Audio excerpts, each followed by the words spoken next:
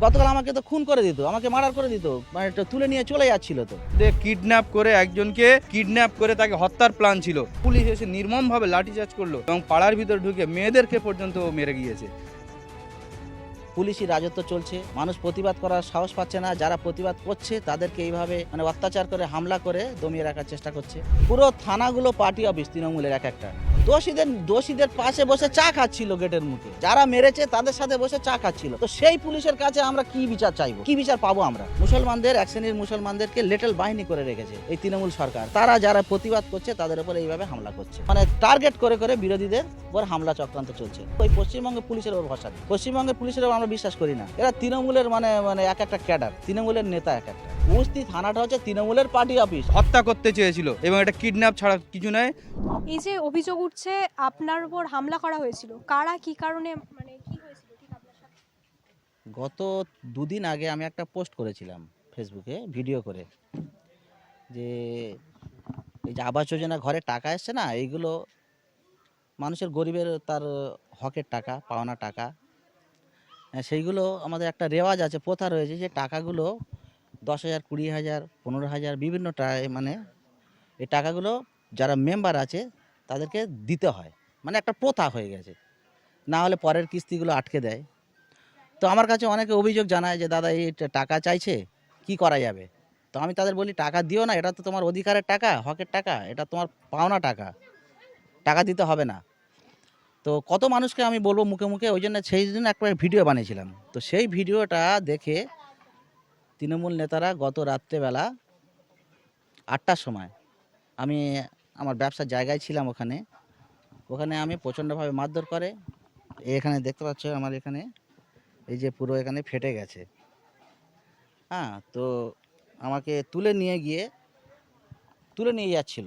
তো ইতিমধ্যে আমাদের পাড়ার ছেলেরা, গ্রামের মানুষ, জনসাধারণ দেখতে পায়।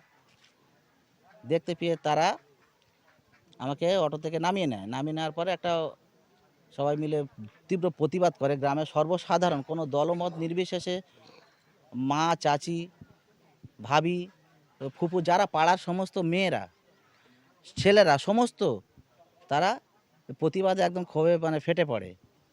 তারপরে পুলিশ আসে, র্যাব আসে প্রায় 9:30, 10টার সময়। তারা অকথ্যভাবে লাঠিচার্জ করে, প্রচণ্ড লাঠিচার্জ করে, বিশেষ করে আমাদের পাড়ায়, মানে বাড়িতে বাড়িতে ঢুকে মহিলাদের উপরে লাঠিচার্জ করে, লাঠিচার্জ করে ছত্রভঙ্গ করে দেয়। মানে যারা প্রতিবাদ করছিল তাদের উপর লাঠিচার্জ? হ্যাঁ, তাদের উপর লাঠিচার্জ করেছে, আর 2-1 জন আহতও হয়েছে সেই লাঠিচার্জে।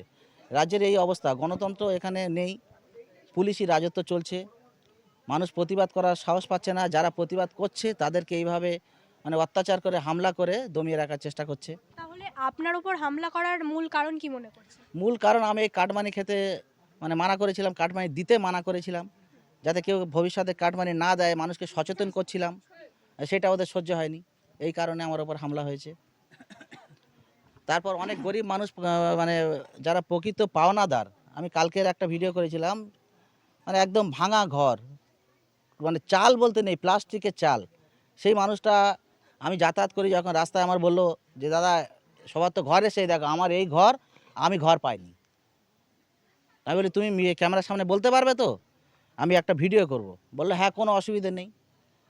তো সেই বুথের যে মেম্বার আছে তার গায়ে জ্বালা ধরেছে, সে আমাকে রাত্রেবেলা 20-25 জন মিলিয়ে এইভাবে অকথ্যভাবে মারধর করেছে। এই যে বারবার প্রত্যেকটা সংখ্যালঘু নেতার ওপর বা সাধারণ মানুষের ওপর এরকমভাবে হামলা অত্যাচার হচ্ছে, এটা কি প্রশাসনিক ব্যর্থতা মনে করছে?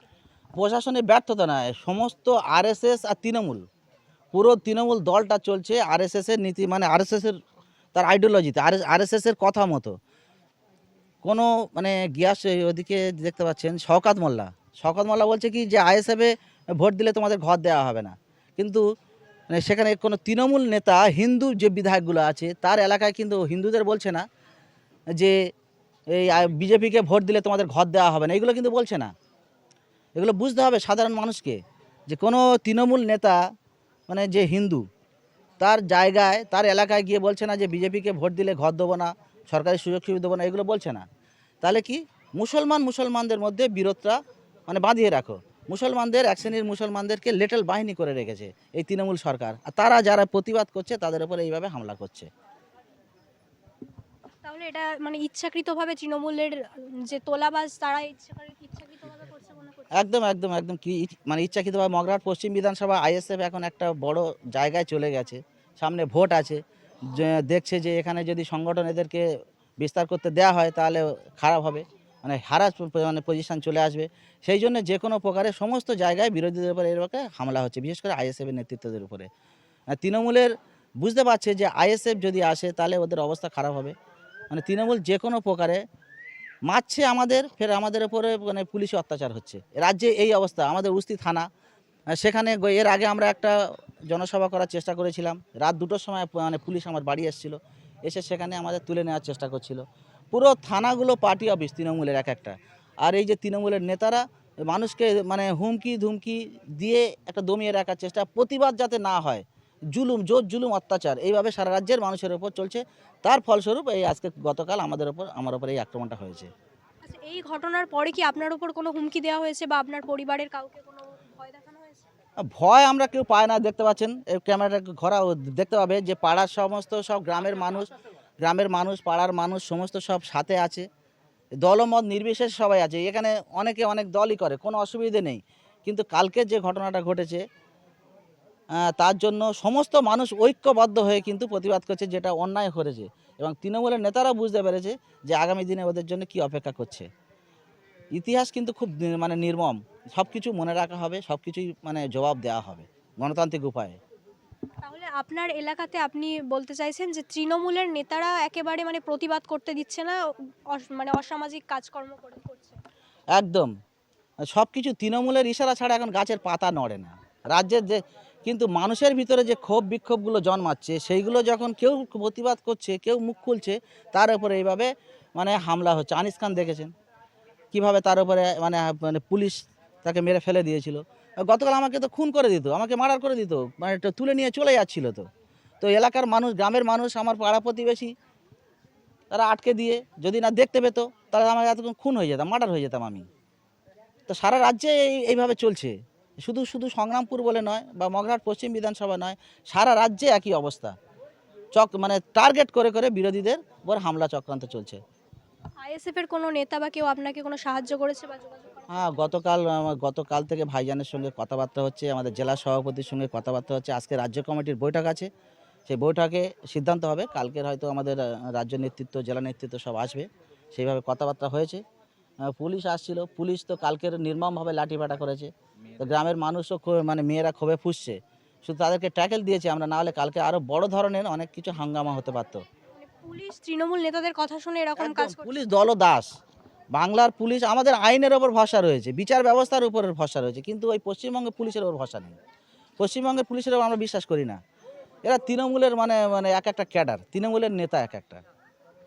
প্রশাসনের থেকে এখন কি চাইছেন? প্রশাসনের কিছু চাওয়ার নেই, তো প্রশাসন ওদের গ্রেফতার করবে না। আমরা এফআইআর করেছি, সব কিছু করেছি, কিন্তু এখনো পর্যন্ত কোনো কিছুই দেখতে পাচ্ছি না। এর জন্য গণতান্ত্রিক লড়াই লড়তে হবে, পুলিশের ওপর ভরসা করে আমরা বসে নেই। পুলিশের কোনো পদক্ষেপ দেখছেন? কিছুই দেখছি না। পুলিশ তো উল্টে আমাদের যারা সাথে ছিল, আমাদের পক্ষে যারা মানে সাধারণ মানুষ যারা হামলা করছিল, মানে মানে এই হামলার প্রতিবাদে যারা আন্দোলন করছিল, প্রতিবাদ করছিল, তাদের উপর লাঠিচার্জ করেছে।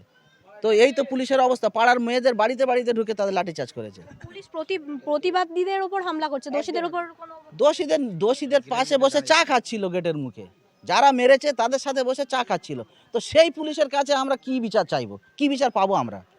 এই তৃণমূল নেতার পুলিশরা একসাথে আছে? একদম পুরো একসাথে, পুরো তৃণমূল মানে অফিস, পার্টি অফিসটা চলছে থানা থেকে। উস্তি থানা আমাদের, বিশেষ করে আমাদের মগরাহাট পশ্চিম বিধানসভা থানা হচ্ছে উস্তি থানাটা হচ্ছে তৃণমূলের পার্টি অফিস। এখানে সমস্ত এখানে লোকাল নেতৃত্ব থানাকে যা বলে তারা তাই অক্ষরে অক্ষরে পালন করে, দলদাসের মতো, একদম গোলামের মতো।